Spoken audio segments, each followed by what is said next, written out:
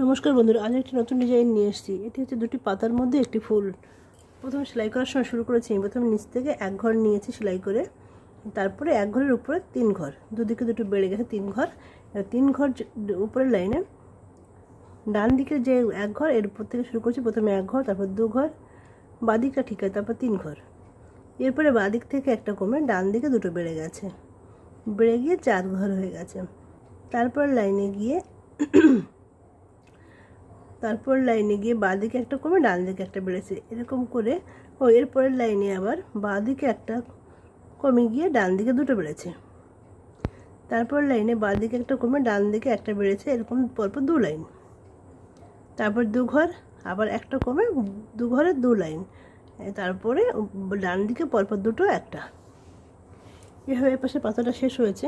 আর এই পাশের পাতাটা করার সময় আমি প্রথমে যে তিন ঘরের দু ঘর ডান দিকে বাদ দিয়ে বাঁ দিকের ঘরটার উপরে প্রথমে একটা ক্রস করেছি, তারপরে এর উপরে গিয়ে ডান দিকটা একটু সমান রেখে পরপর দু ঘর, তারপরে তিন ঘর, একটা বেড়ে গেছে এদিকে। তারপরে লাইনে ডান দিকে একটা কমিয়ে বাঁ দিকে আমি দুটো বাড়িয়ে দিয়েছি। এরপর লাইনে ডান দিকে একটা কমেছে, বাঁ দিকে একটা বেড়ে, তারপর লাইনে ডান দিকে একটা কমে বাঁ দিকে দুটো বেড়েছে। এরপর লাইনে ডান দিকে একটা কমে বাঁ দিকে একটা বেড়েছে, এগুলো সব পাঁচ ঘর করে। তারপর লাইনে চার ঘর, এখানে ডান দিকটা কমেছে, বাঁ দিকে আর বাড়েনি।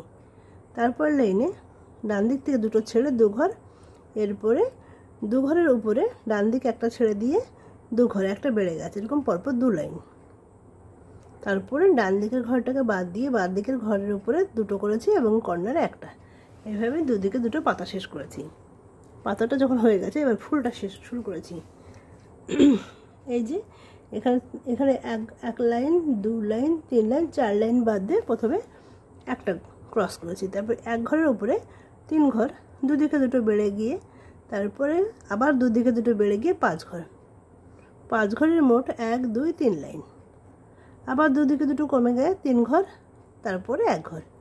এইভাবে এই পাপড়িটা করছি। একইভাবে এই পাপড়ির এই কর্নার থেকে এক ঘর, তিন ঘর, পাঁচ ঘরে তিন লাইন, তিন ঘর, এক ঘর। উপরের দিকেও একইভাবে এক, তিন, পাঁচ ঘরে তিন লাইন, তিন ঘর, এক ঘর। এবার সেই একইভাবে করেছি পুরোটা সেলাই।